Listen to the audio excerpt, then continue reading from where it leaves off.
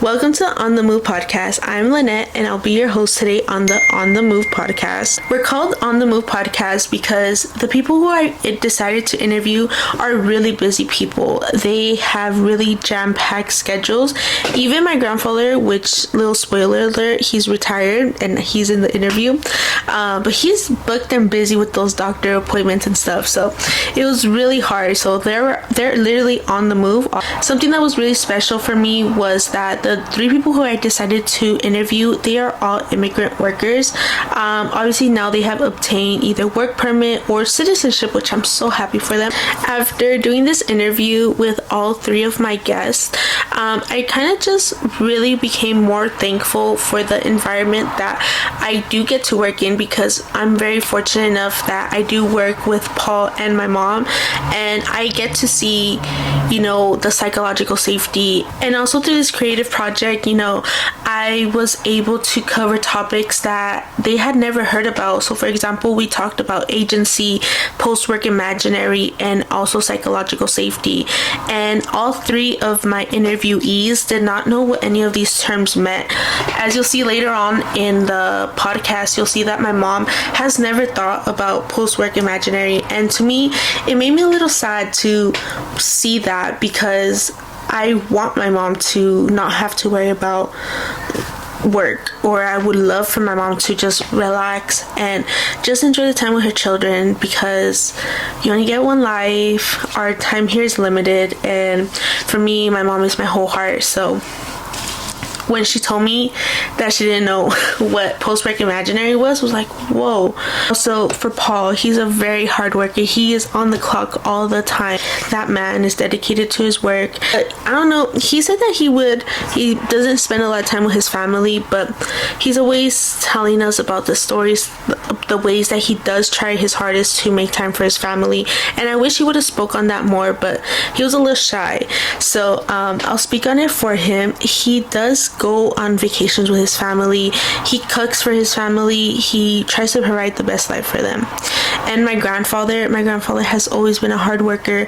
That man, he came to the US with nothing and made something for himself and his children and his grandchildren that he took in as his own. Okay, hello everyone. I am joined here with my mom. This is Lucy. She is Lynette's mum. She is being forced to be here. She'd rather be taking a nap before her night job. But instead, she is helping her daughter, who waited last minuet to do her project. I'm Lucy. I'm 48. Can you give us a little bit of background on yourself? I'm a working parent. I have 3 kids. I have 2 jobs. Life revolves around my kids. What do you do for work? On one of them, I'm an accounting clerk. And on the second one, I work for Disney. At your accounting job, did you go to school for that? No. How did you get this job? I actually got the job through a friend, and through the years that I have been working there, that's how I've been learning. How long have you been with this company? I've been with them for 8 years. So for these questions, we're going to mainly focus on her accounting job, but towards the end, we will talk a little bit more about her job at Disney. Geez, thank you, Captain Obvious. Carry on. So she has been prepared, and she has been giving definitions on the next couple terms we're going to be talking about. I would hope so. How else is she supposed to help you do your project? Does your management provide a safe space to promote psychological safety? Yes. How do they provide this for you? Once a month, we do have team meetings where we get to voice what we need, what needs to get fixed, or what is needed for us to be comfortable and be happy at our work environment. We do have incentives as far as month end, or when we have audits. They will provide us with lunch for however long it will take us to resolve the or finish the task. and they're pretty flexible as far as not overworking us for late hours at night when we have to complete these tasks. But we do have deadlines, and as long as they're met, they're pretty flexible with us. Do you practice psychological safety outside of these monthly meetings? Yes, it's open door policy, so we can go into the boss's office and speak to them at any given point. But the main reason to have these monthly meetings is for everybody to speak up or voice their concerns if there's any. Now, do you practice agency? Yes. So can you give us an example on how you would practice agency?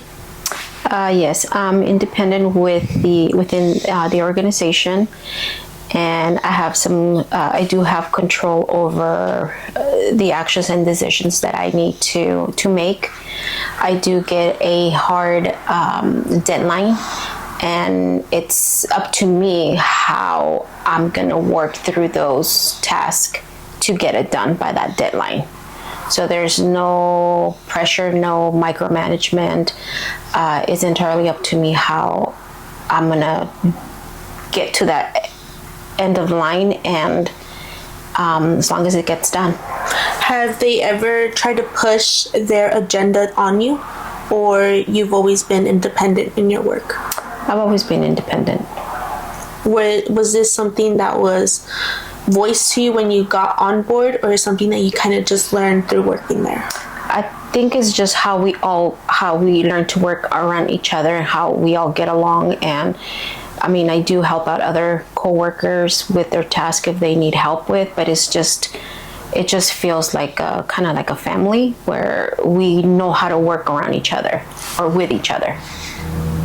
Now, I want to ask you a little bit. You did say you do work 2 jobs, so I want to ask you about your post-work imaginary. In your mind, what does life look like to you if work was not the center of everything? Because you said you're a mother of 3, single mother working 2 jobs. So I feel as if your work is your whole entire life to provide for your children. So if that was no longer the case, how would you see your life? Well, my life, even before the second job, I had more time to spend with my 3 kids. I was home more often. And as far as activities, I think the activities have been they have been the same. It's just me being home present for them has been minimized. So if work was no longer the center of your life, if you, let's say you just worked 1 job, or you worked like just a part-time job, what would your life be like? How would you see your life if you no longer had to work? Whoa, that's too much explaining, Lynette. I think she understands. Let the woman speak. What would be your ideal life? Have you ever thought about it? No, because everything has been, it revolves around my kids. But okay, your kids still exist, but work no longer exists. So I will have to reevaluate my life. Find hobbies, obviously have more time for myself that I have not been able to do. So what are some examples? Would be able to, do some traveling, find a hobby, make more friends, have a social life. Now, what are some hobbies you wish you could do, or that you would see yourself doing? I guess read more. Go to concerts. You only go to 1 person. Doesn't matter.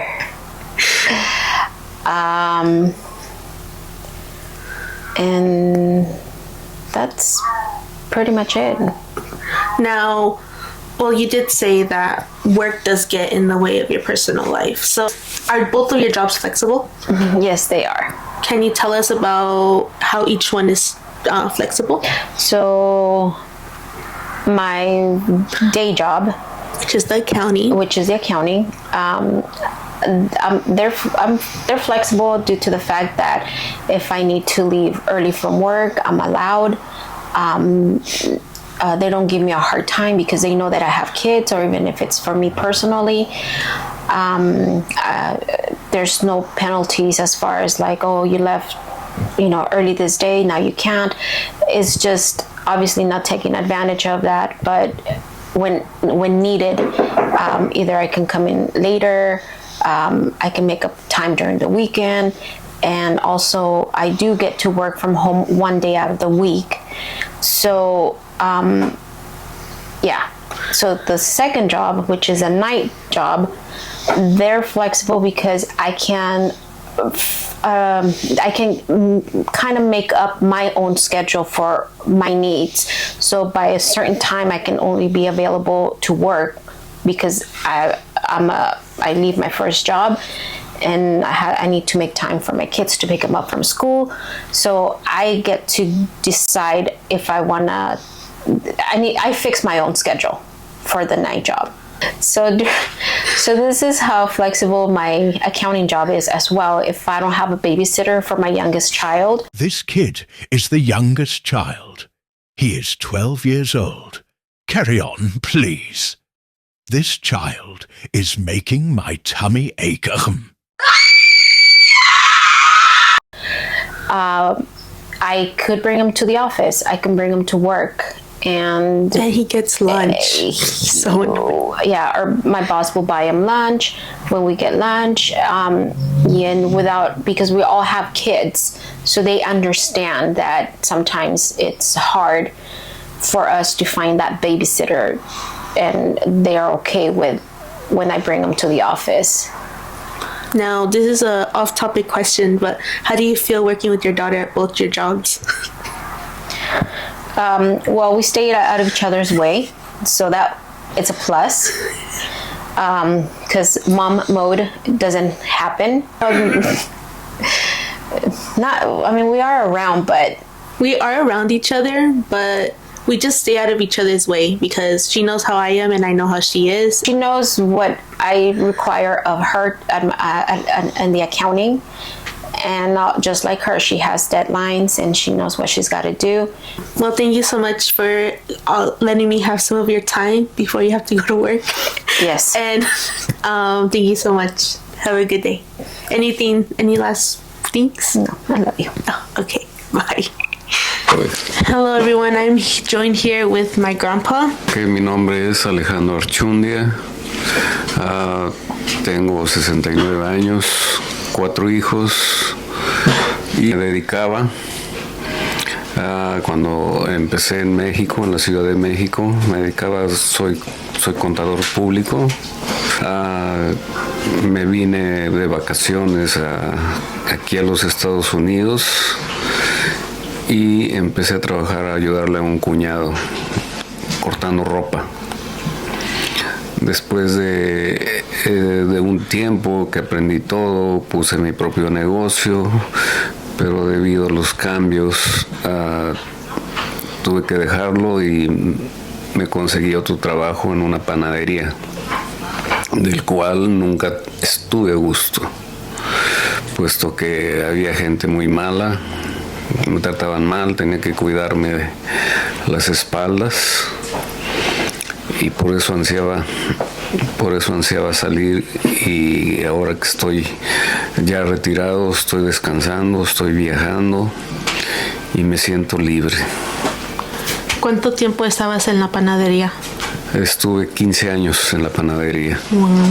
¿Tus superiores te perdonaban un espacio seguro para promover la seguridad psicológica? No, siempre tuve problemas, batallé mucho, me quejaba porque me maltrataban. Entonces fue por eso que fue el único de los trabajos que no estuve a gusto. Sin embargo, por las circunstancias, tenía que hacer yo lo que me mandaba. Y también tenían unión, ¿no? ¿Unión? ¿Ustedes unión? Oh, sí, teníamos unión.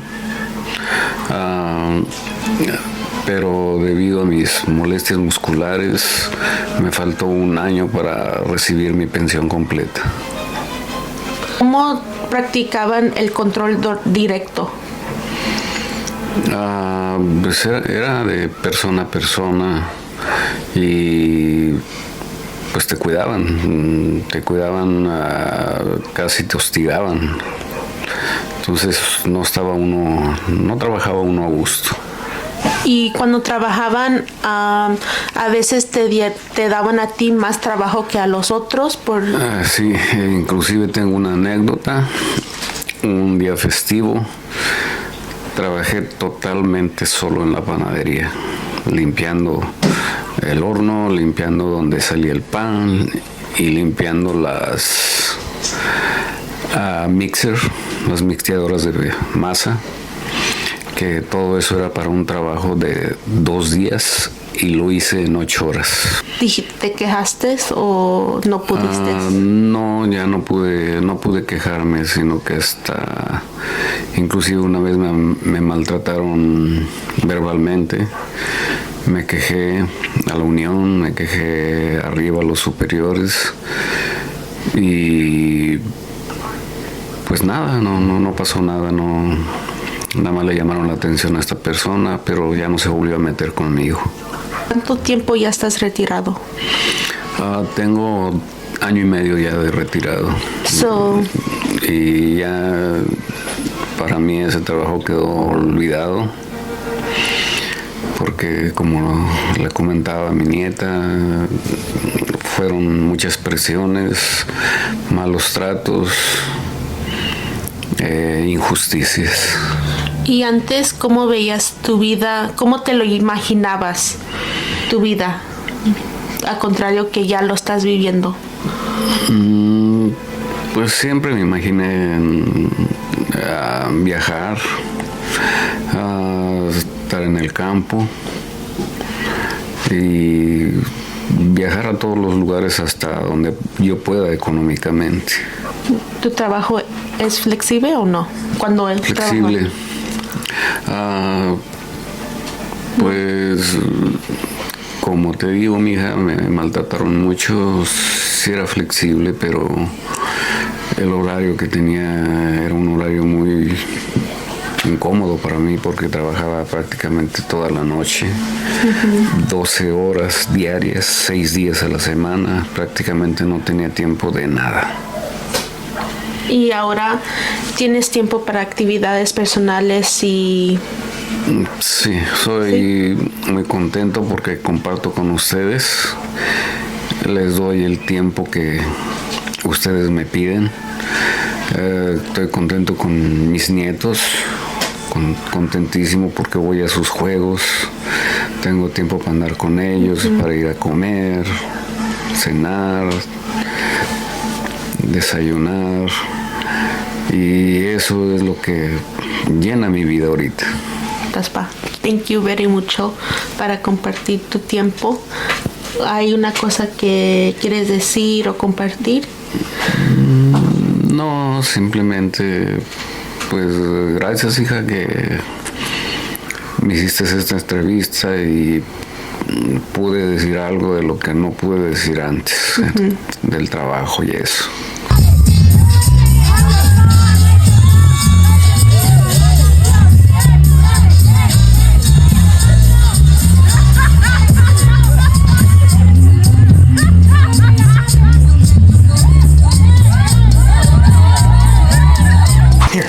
No, you're good like that.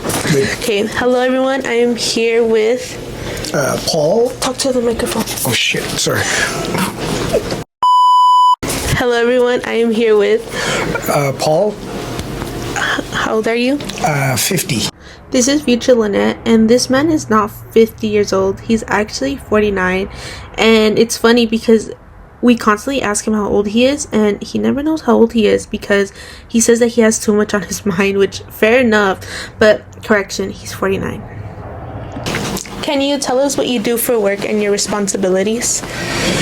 I look after the company's finances, and I just want to make sure that the company stays sustainable. on a consistent basis, and that we have enough money at the end of the year to survive. How long have you been with the company? It's been about 10 years. So in the previous, we did interview my mom. So this is my mom's boss. And so I want to ask you, how do you provide a safe space to promote psychological safety?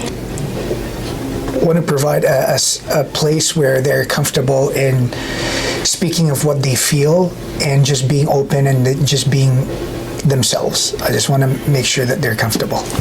I encourage to just have an open communication with each other. So how do you feel when Claudia and Lucy practice agency? That at least they are very transparent and they can speak what they feel and what they think of, and I think it's healthy for them that that they can just that they can express themselves. So does your work get in the way of your personal life? Yes, Yeah, how? most of the time, because I'm here eight hours a day. Although my kids, and after that, I'd rather spend most of my day with my kids.